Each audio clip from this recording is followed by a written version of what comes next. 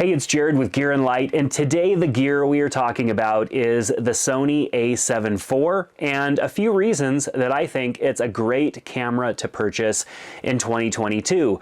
Now, I've been testing a lot of different cameras lately and had opportunities to shoot with Canon cameras, their new mirrorless cameras, and a variety of others, and one of the things that keeps drawing me back to the Sony platform is their advancements every single time when they move forward, whether it's the A7 line of cameras, the A7S, the A7R, the big A1. Like, Sony really has just continued to move things forward and continues to provide what I need for performance and image quality in a camera every single time at pretty much the right price point. Of course, I wish they were cheaper, but pretty much the right price point when compared to the other cameras that are out there. Now, I'm going to give you 5 reasons why I think this camera is the best, but the Sony a7 IV can be used in a setup like this, which is a fully built out cinema rig with a Sony a7 IV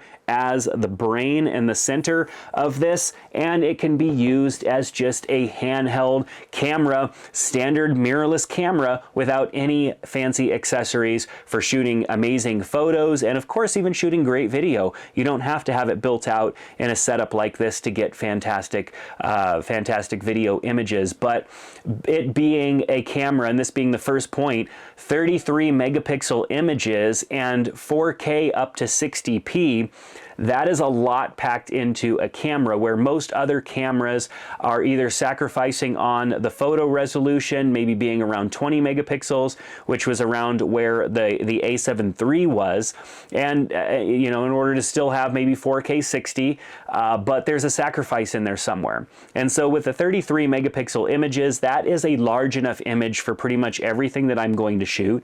I shoot a lot of real estate, I shoot a lot of product photos, but I'm not shooting anything larger format or things that are going to be blown up into massive images, and so 33 megapixels is great. And the 4K 60p is great. I don't need 60p that often, but having that as an option in this camera is fantastic. And yes, I know there is a crop in when you go into 4K 60p, but that's not that big of a deal for me because I'm only utilizing 60p in certain instances where I need it. Most of the time, I'm going to be shooting in 24p.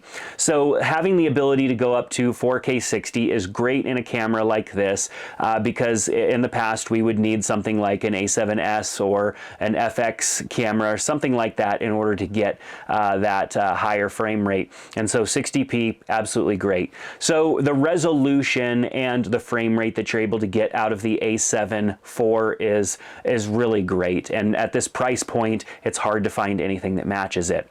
The second thing is the lens options for the Sony platform. The Sony mirrorless platform is very mature at this point, and even though pretty much every other camera manufacturer has mirrorless now and has made a lot of forward momentum in their mirrorless platform, they're still missing having a wide variety of lenses available that Sony has, because Sony got a head start. They pioneered this path of mirrorless that now everybody else is on. Canon has some absolutely fantastic lenses. Their RF platform is really cool, and I love what they're doing with their lenses, but there are not a full range of lenses like there is for Sony, and Sony's G Master lenses are on par and exceed in some ways the RF lenses, depending on what you're going for.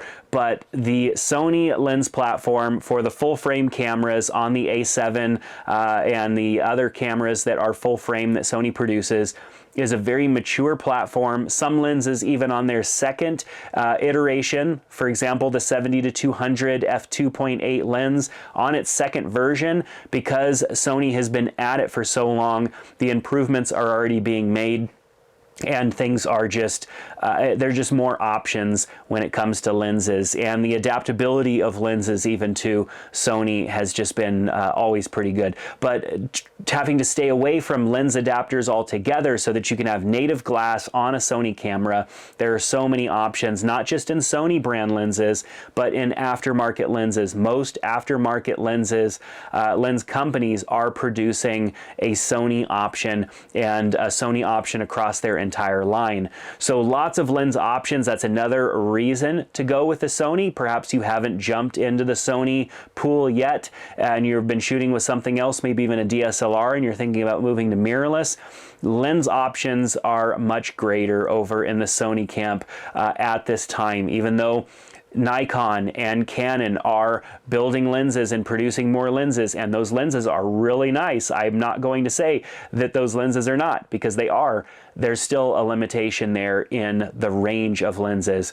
Number 3 is the autofocus on this camera is almost unmatched. I have put it up against other cameras like the Canon R6, and while some of these other cameras like, you know, these Canon mirrorless and Nikon mirrorless have some features that are really good, Sony has just their focus in low light, their focus in fast moving subjects, the focus ability to lock onto a subject and stay on that subject, the focus control, and then also the variety of focus abilities that this camera has surpass a lot of the other cameras. And while maybe one of the other cameras does better in one aspect of autofocus, when you look at everything that you might be using autofocus for, whether it being a person, a pet, or an object, whether it's moving slow or fast, whether you've got a lot of depth between foreground and background objects, autofocus on the Sony is just absolutely fantastic.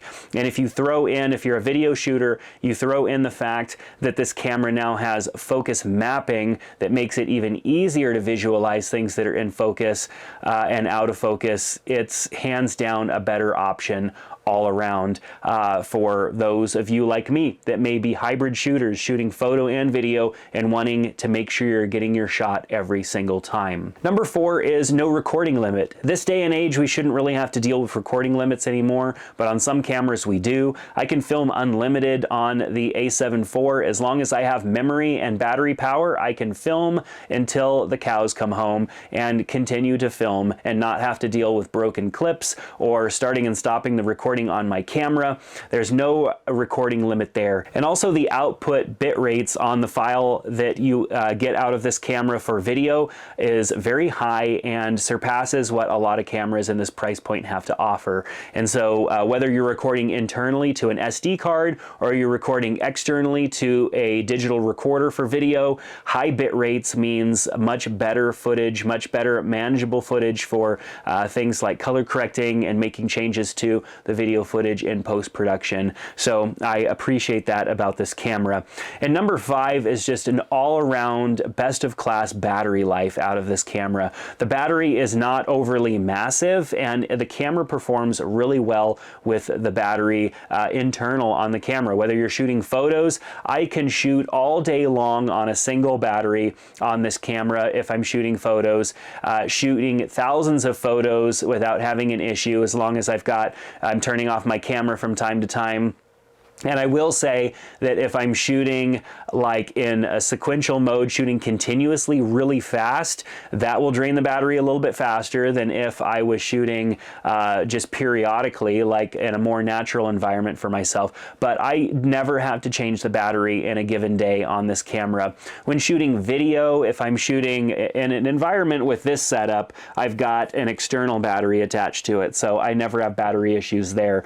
But when I'm shooting hybrid, I've got my A7 IV, which is the camera I'm looking into right now, just running off of a battery. I can film many videos just back to back on a camera like this with that battery, not having to worry about plugging into power, and the battery life has just been absolutely great. Of course, being able to plug USB-C right into the side of it and charge my camera as I'm utilizing it. Right now, I'm utilizing it and I could be running a cable right in and charging it and keeping that battery topped off as I'm using the camera.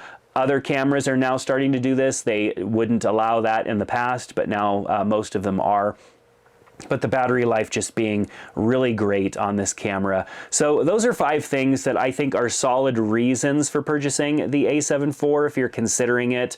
You're on the fence as to whether or not you should go with a Canon mirrorless or a Nikon mirrorless. I think there are pros and cons to every single camera that's out there. In a few weeks, I'll be testing the new GH6 up against the A7 IV, and I'll have other comparisons coming as well. So make sure to subscribe subscribe to the channel so you can be notified when those videos come out. If you're looking at purchasing anything, I have a few links down in the description below. Clicking on those links doesn't cost you a thing, but it does help support the channel here when you make purchases using those links. So I appreciate you for being here and watching this video all the way to the end. Thank you so much, and I hope to see you back in another one soon. Take care.